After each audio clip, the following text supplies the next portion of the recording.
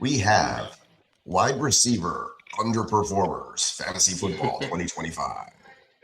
Underperformers. So, top on the list, obviously, Justin Jefferson, ADP wide receiver number 2, finishes points per game, wide receiver 35. Closely behind, Brian Thomas Jr., ADP wide receiver 10, points per game, wide receiver 49, with several drops to start off the year. Xavier Worthy, ADP wide receiver 25, points per game, wide receiver 61. Jerry Pooty, ADP wide receiver 33, points per game, wide receiver 68. And Matthew Golden, ADP wide receiver 39, points per game, wide receiver 93. And that's probably a lot to do with Christian right White out the gate.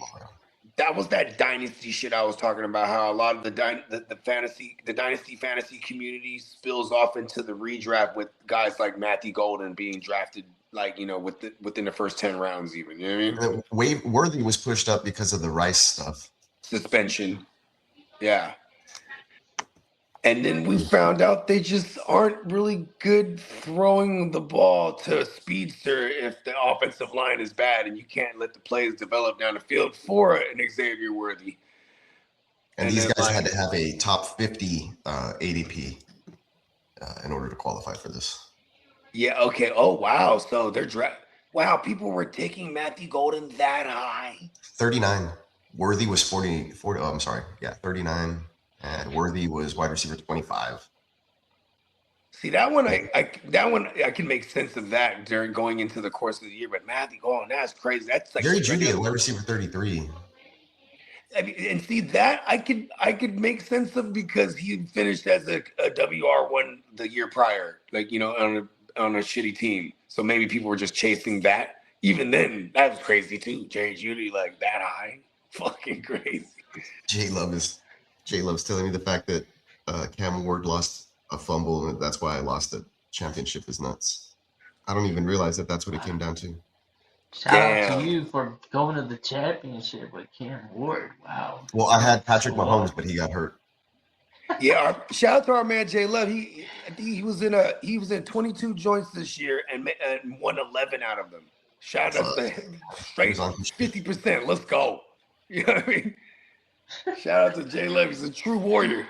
And then Malik Willis goes out there and just throws down 4 touchdowns out of fucking. Man, this league is stupid. How did I almost was one of the Willis truthers that fucking week 17. I didn't need it, luckily, but I almost did. I was like, oh fuck.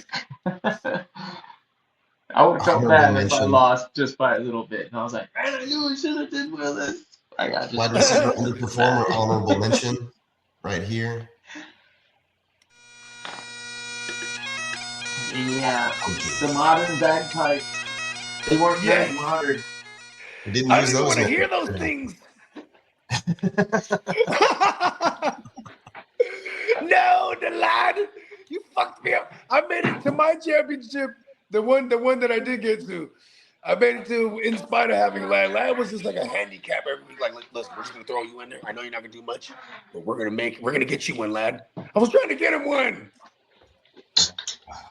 It's tough.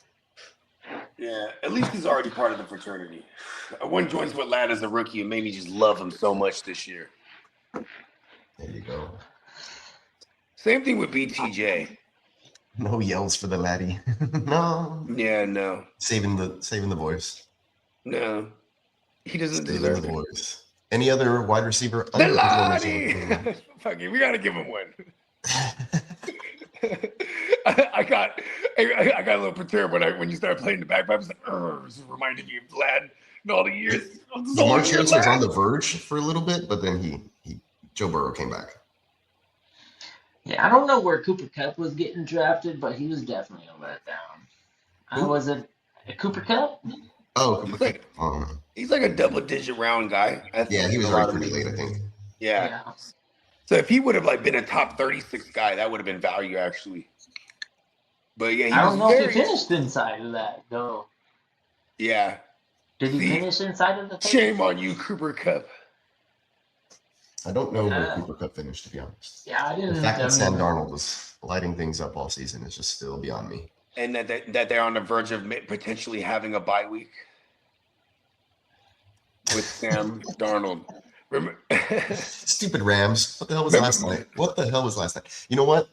The Cooper Falcons. Kupp fumbled in that game too. He was trying to help the Rams as much as possible. Check this out. When Maybe the Drake season doesn't matter, because of, when everything's over, when the shit. fantasy football doesn't matter and you don't need them, the Atlanta Falcons are the best team in the NFL.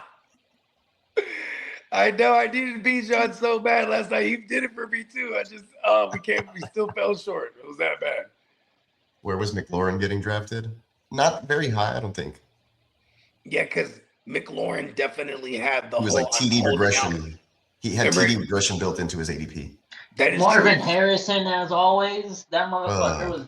Fuck he was supposed to be a value and drafted where he was being drafted where he should have finished, and then he didn't even hit that. I don't think. Yeah, so now we're mad at him again.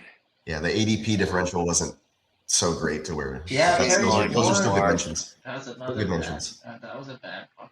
Disappointing. Garrett Wilson, that's another bad one. Oh, they tried him bad too. And Ricky Pearsall, they ended up being injury. And you could say Keon Coleman, Travis Hunter. Travis injury. Hunter was a killer. Injury. Listen, if Ricky doesn't get hurt, he's 100 yards a game. He's ready, bro. I'm telling you, man. Like, that's how he started out. He started right and Evans and Godwin, in their moments, they pulled through and became league winners for you. Buka, crash and burn. How much of that is Baker? I wonder.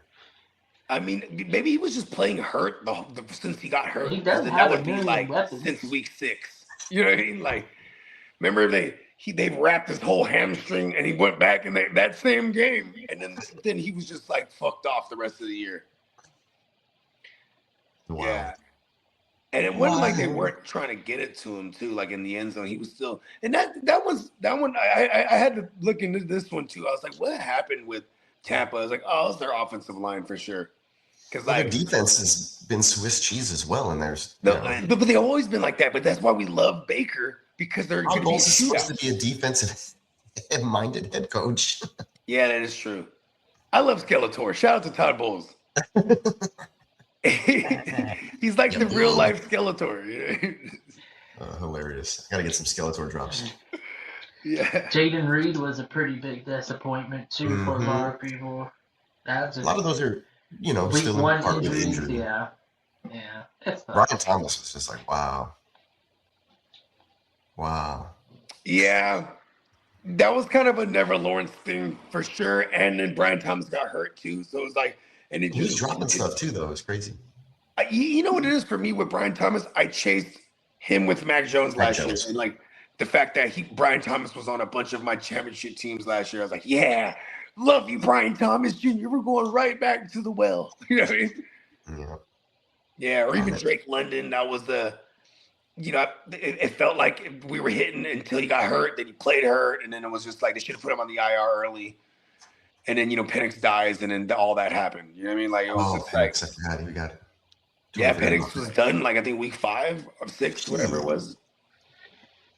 Yeah, and by week 2, Drake London got hurt. So he blows up week 1, and then week 2, he was shitty. And then week 3, I think he had a decent game. And then that was pretty much it for London the rest of the year. He was just, you know what I mean? So the London's kind of JSN was drafted high, but if we're just looking at tier jumpers, I'd say JSN definitely jumped a tier, like, because we're to the elite tier. Yeah, to the elite tier, man. Like next year, he's he's the top 3 receiver off the board. Like he's a polar bear, bro. That's an inside joke from this morning. As I sent the chat one of the wrong slides. I was asking Chat GPT why or how polar bears are elite. Nice. Well, because they say polar bear. Listen, what can a polar bear fuck up a badger? Because I've come to learn that since Steamboat started calling me the badger, I was like, wow, the badgers are some of the toughest motherfuckers, though. You know what I mean? Like you just hit that badger with some venom, he'll just come. I guess the polar bear would just eat him. It's because my kid hit me with some facts. He was like, who would win in a fight between like a black bear, this bear, a brown bear, and a polar bear? And I was like, I don't know, like all this stuff. And he gave me all these like tidbits as to why a polar bear would just like crush these other ones or whatever the fuck. And I was like, oh, okay. I forgot what they were, right? But then I had to look it up later because somebody posted a picture or a video of a polar bear on plank of ice, and it was just there chilling by itself. And they were like CJ Stroud trying to get into the elite QB conversation. I was like, polar bears are fucking elite, bro. What is this guy trying to say? Like, they're the best of all the bear kingdom. And they say I retweeted it with like one of those shrugging emojis, like, what the fuck? The polar bears are fucking elite, bro. Bro, they say look at that polar bear was on the ice, so he can go to the other side and go kill some shit. Like, yeah, for sure. Polar bears are like that, bro. Like they say they're the most vicious. Like, it's because they look cute and cuddly, bro. Yeah, nah. I know, drinking Coca-Cola and stupid shit. Coca-Cola. Giving us those false images of drinking Coca-Cola. You guys see a polar bear out in the wild, do not approach. Actually, if you see one wearing a Santa hat, if you see a polar bear in the wild, you're dead. No, that's a fact. And listen, if you see a polar bear wearing a Santa hat, that means he just ate Santa, bro. Like, you know what I mean? Like, it's not friendly. Yeah, if you're anywhere in bear country, they don't really typically wander into your backyard. Although some black bears and like smaller, trash out and stuff. Apparently, if you live in Jersey. If you live in Jersey, the black bear, the black bear has become. I think they made it long now, all season long now, to shoot these fuckers because they're raiding like the neighborhoods now and like going through the garbages. They're like the deer in certain neighborhoods. That's how crazy. Shit, they're over there trying to eat some deer too. Oh yeah. No, they're eating out of the same can. Let's move into it's like, you know, when you watch the Serengeti fucking plains and there's a big ass lake and all the animals drink the water and they're like, all right, there's some sort of truth. This is like a safe zone. Nobody's gonna fuck up everybody except for the crocodile. Crocodile says everything goes. But everybody else chill. I'm trying to get some drink here. Those are crazy. Yeah, that's true. There's like an unspoken truce, like for a bit. Like we all need to survive off this water, and then we'll reset. Yeah, I've seen it before in National Geographic.